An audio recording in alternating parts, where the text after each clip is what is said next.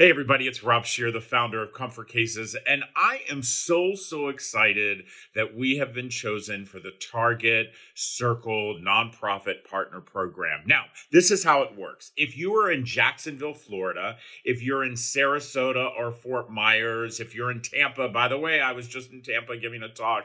If you are in Long Island, New York, hey, my friends at Briggs and Riley, you're located there. Spread the word. And also Eastern Texas. You have the opportunity to go in and vote for Comfort Cases. That's exactly right. Vote. You can vote more than once.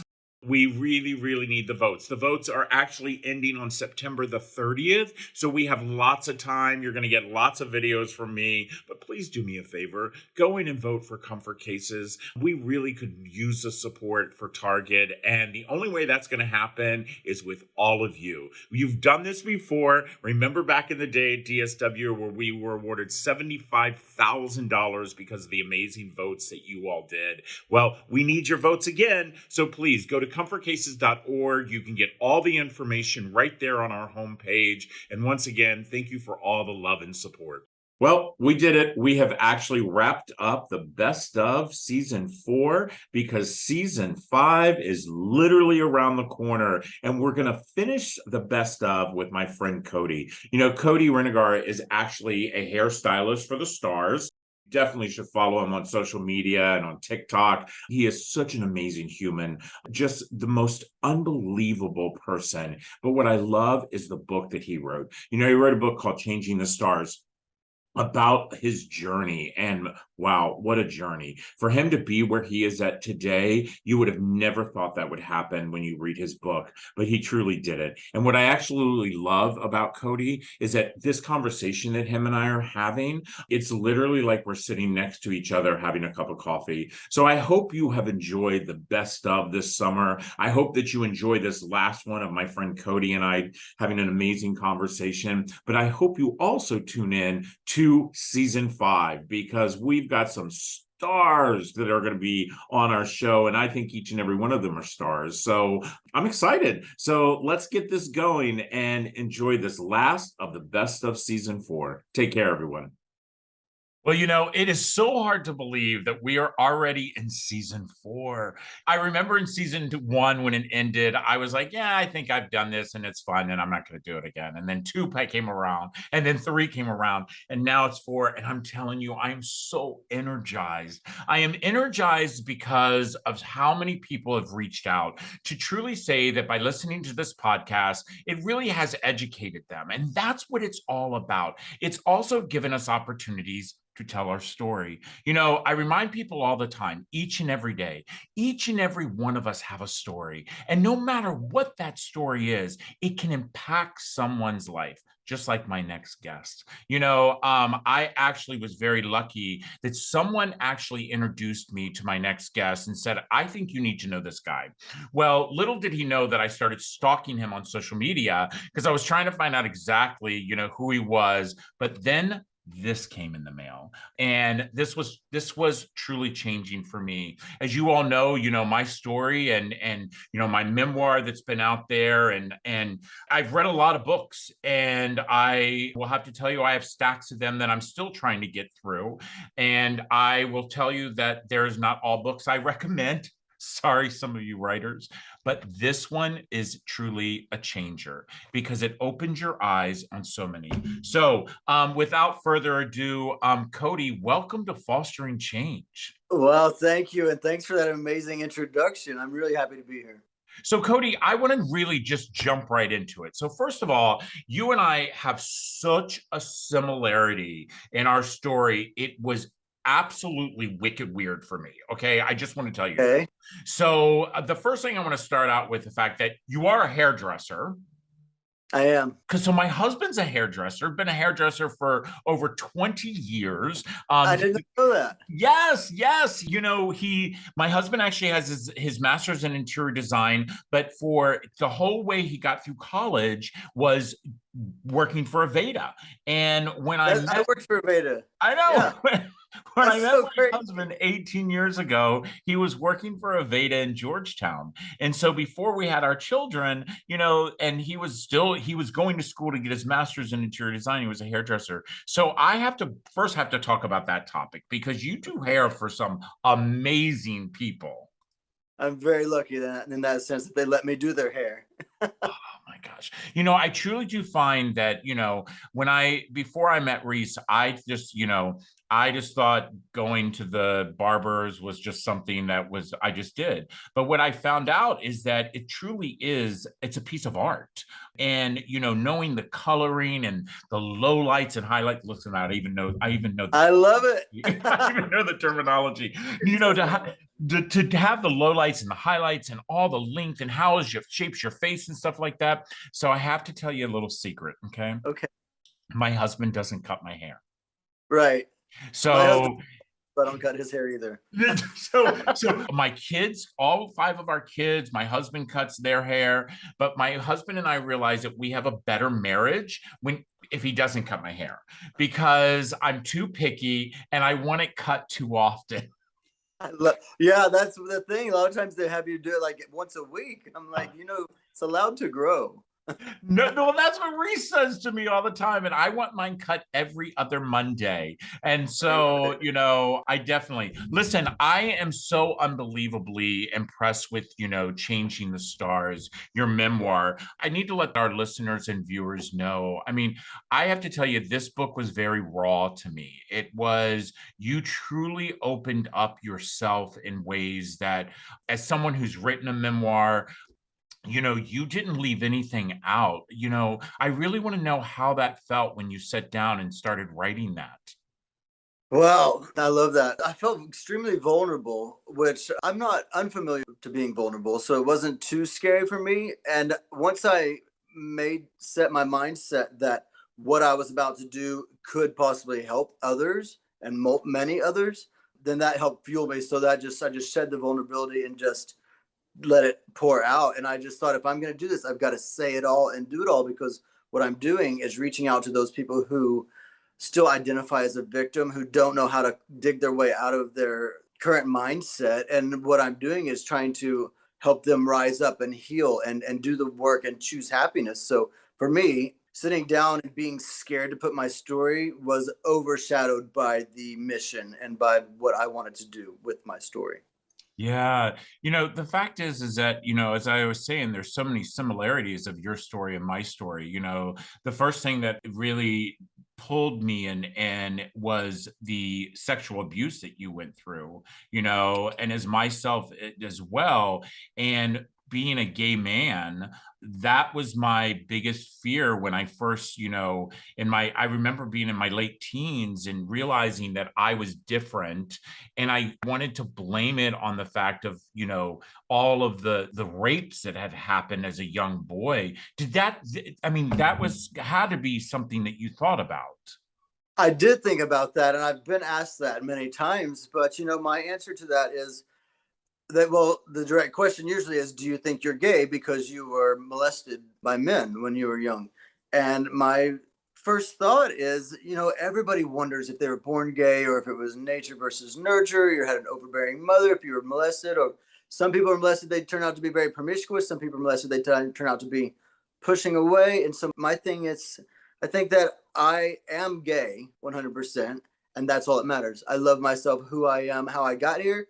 Doesn't matter. I love exactly who I am. So Oh my I don't God. care how I got here. I'm a big proud gay. I absolutely love that. I absolutely love that. I'm going to have to remember that, by the way, because, that's exactly how I feel too, is that, but I'm also one of these people that I don't wear gay on my sleeve. So I'm just Rob and I'm a dad.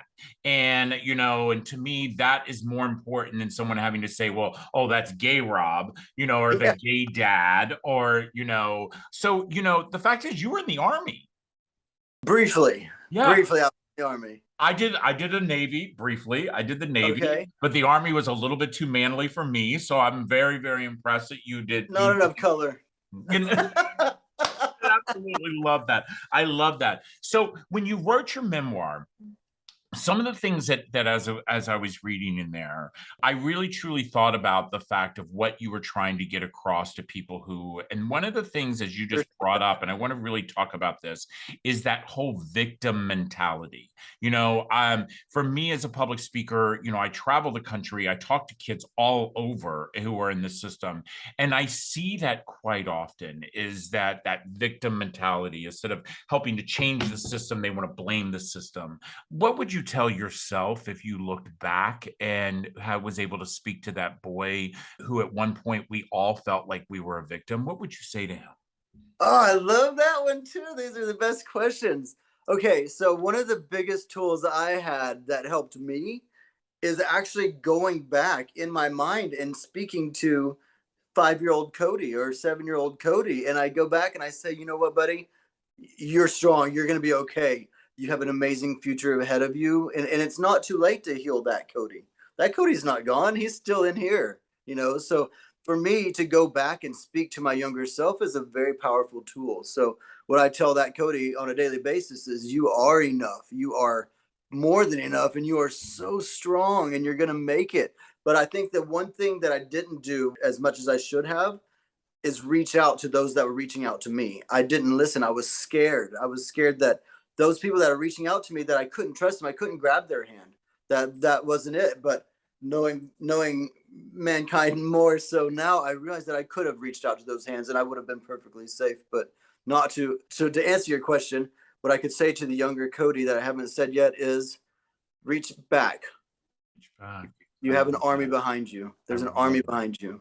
Well, kids like you and I who have either been in the system, grew up in the system, dealt with the trauma that we've dealt with, we actually suffer from post-traumatic stress disorder twice the rate as our combat veterans who are coming back from the front line. Which is the reason I was taken out of the military, was from PTSD. Yeah. They said, you already have it. You showed up with it. Yeah, you showed up with it. And that is, so for me, I think my therapist that I talk to every single Monday, it's made my life better. I'm a better dad because of it. I have a better marriage because of it. I have a better work environment because of my therapist. Tell me about what you feel about the therapy. There's no downside to therapy. I mean, there's no downside to any form of self-betterment or self-improvement. And, I think that one of the biggest ways that we can overcome our past is we have to see our triggers, and we have to see our patterns. We have to see our triggers and our patterns, and all of those things are linked all the way back to things back then. So, I mean, they came from somewhere. We weren't born with triggers and these Right. things. So I think that doing counseling or any form of therapy can help you dig up the root of the problem. And once you trace that all the way back and you find that root, it's funny how it just kind of magically disappears. You do that work, you do that legwork, you do that healing, and poof, it's gone. I have to agree with you on that. And the fact is I was just getting ready to ask you about the triggers, because even for me, I'm 55 years old, and I still have to prepare myself for when I know those triggers are going to happen, because they still do. Listen, everybody, I'm going to tell you right now, Changing the Stars, a memoir. This is one of my books of the year. Okay. And as you all know, in the Scheers, when you come here, I've got about 6 or 7 books that I just always keep. Guarantee you, this will be the book that will be here that I'll refer to. You want to talk about resilience. You hear me say that word quite often. This is truly the book that's going to show you the resilience. I'm going to have the link here for everybody to be able to order that. But we're going to take a quick break and we'll be right back. This episode of Fostering Change is sponsored by Comfort Cases, a national nonprofit that inspires our communities to bring hope and dignity to our youth that are in foster care. For just $10 a month, you can support the Comfort Cases mission and help us eliminate trash bags for kids who are entering foster care. For every $10 that you give, Comfort Cases will give a Comfort XL to a child entering the system. Be part of the change. Visit comfortcases.org. Well, like always, it's another amazing conversation. Oh my gosh. I'm going to tell you something. I am probably one of the luckiest people in the world. I say that not just because of the fact that I'm a dad to five of the most amazing kids, but, I get to do what I love to do every single week. And that is to talk to people that actually become my friends because their story just absolutely moves me. The first half of Fostering Change today, Cody, we really got to know of who you are now. The fact that you are an amazing human, first of all, let's get that out of the way. Number two, you are a husband, you are a hairdresser to, I want to say to the stars, because, and by the way, we both are from DC at the same time. So that was a little bit, But yes, you were oh well, you come to DC as well. I'll be there tomorrow. I told you that I stalk you. I I love it. literally, I literally live 15 minutes, and Reese worked at the DC Aveda, and I lived in DC for 20 years. So, but Oh, there's, and you're going, wow, oh yeah, I've been working there for 7 years. that's crazy. That's crazy. So listen, we I'm have a sorry, lot. 17 years. So I'm going to tell you, I think our paths have crossed and we don't even know it. But you know More, what? You and I have a lot in common. But the thing that I want to talk about, in your, memoir, Changing the Stars, I want to know, how did you get to here? well, I mean, to sum up my story, it's basically homeless to Hollywood. So I guess that's a valid point. I chose it. I chose it. With every breath I took, I chose happiness. And I think that's the biggest message in my book. Whatever happiness looks like to you, happiness is obviously a state of mind. And if you are not happy, I always say if you're not happy with $10 in your pocket, you're not going to be happy with $10 million in your pocket. If you're not happy with very little to your name, you're not going to be happy with, happiness is a choice you make every single day, no matter how big or small that choice is. So I think my biggest message in my book is choose happiness. You're choosing something. You might as well choose happiness. You're choosing something every day, and find out what that is, because there's no downside to choosing happiness. And my book isn't just what was me. It's not just about what happened to me. It's also kind of a self-help book, and teaching you how to overcome and not identify as a victim anymore. And at a certain point, you're only a victim of yourself if you're not doing the work. So you have to choose. You have to choose happiness. Otherwise, you're not surviving and you're not living. Right. And I truly do believe that. I believe that so much of our life is about choices that we make. I remind people that in foster care, I truly believe that we have three choices. Choice number one, we give up. Suicide was something that, we know it's a high rate within our foster care system. Choice number two, you give in, you commit that crime, you go behind bars. Right now, 72% of our death row inmates were actually in foster care. Or three, you actually give it all you got. And that's the choice that you make. So when you say choices, I wholeheartedly believe that, Cody, that it's so much about the choices that we seem to make and choosing happiness. Something you just said though is you said whether you have $10 in your pocket or 10 million, if you're not happy, you truly are not happy within your inner self. Do you believe that any of that happiness that you were able to now rejoice in came from the fact of also forgiveness? Happiness definitely came from forgiveness, but forgiveness was never a struggle for me. Forgiveness, I think I learned from a very early age, even like very, very early. And while I was being abused, I remember looking in my abuser's eyes and thinking, hurt people, that this person is broken. So for me, forgiveness was never a fact. I just recognized that the people that were hurting me were already broken. And so forgiving them or not forgiving them never factored into it. I just recognized that was a broken person who needed to be healed. So I moved on. I needed to heal myself. So I didn't need to worry about whether I'm forgiving them or not, because that's just poison, just not forgiving or even having to contemplate that. You just have to let it go. Yeah. No, I agree with you 100%. I truly believe that forgiveness is to gather the strength back to yourself and not for the person that you're forgiving, by the way. Has nothing to do with You them know, nothing whatsoever. to do with them. I have to tell you, I'm the youngest of 10 kids. And so all of my brothers and sisters, we're scattered. Most of them are passed away because of the system.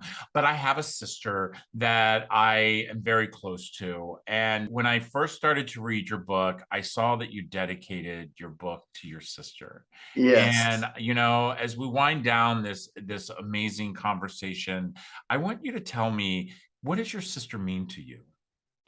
Oh, wow. Well, I mean, my sister, for those who haven't read my book or know anything, my sister literally, when my mom was a prostitute. We were homeless, living under bridges, anything that had a roof.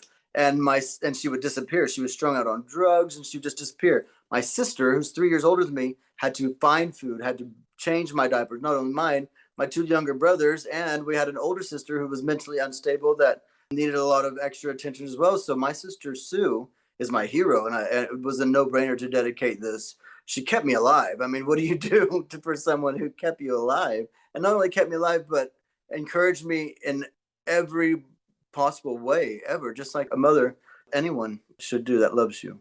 Yeah, I absolutely love that when I saw the dedication and then reading the book and seeing the bond and just how, and I think each and every one of us, we crave that mother figure, that mother connection. And I felt like Sue truly gave you that when you needed it. And I She and it still does. Yeah, I truly believe that. She's your biggest fan, your biggest critic.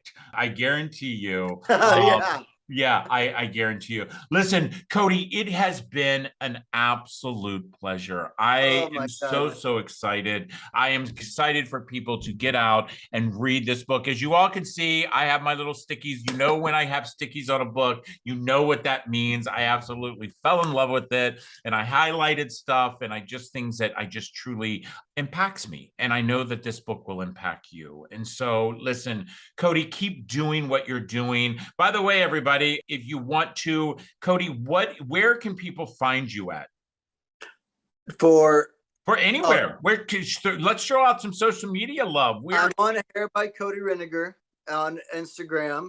I'm on TikTok, Cody Renegar on Facebook. I'm all over the place. Yeah, because I mean, the fact is you're not only a hairstylist, you're an artist, you're an author. I mean, let me tell you something, you got it all wrapped up in it. And by the way, I absolutely love your energy. Can So I add something? sure. Did you get to the part where I mentioned the black trash bags in my book? I know. Yes, I'm so on board. I'm coming back to this podcast because we have a lot more to do. Oh my gosh, let me tell you something.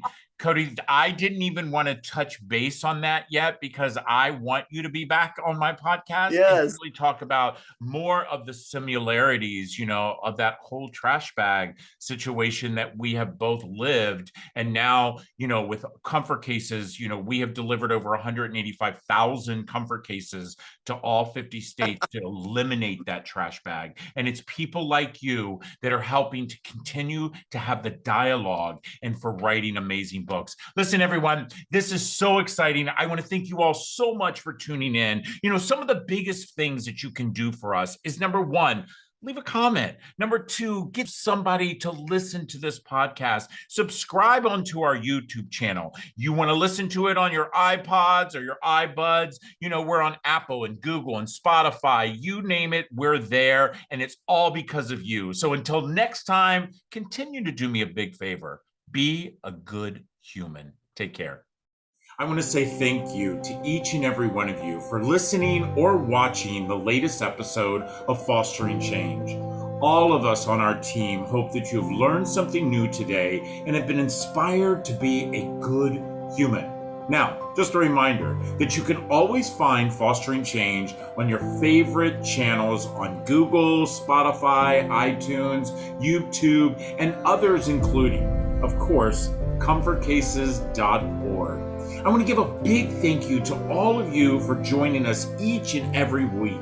And a reminder that if you have a suggestion for a guest, or maybe you might have a question about today's podcast, or are interested in becoming a sponsor of Fostering Change, please don't hesitate to email me personally at fosteringchange@comfortcases.org. Now, that's it for now. Thanks again, and we'll see you next Tuesday. Take care.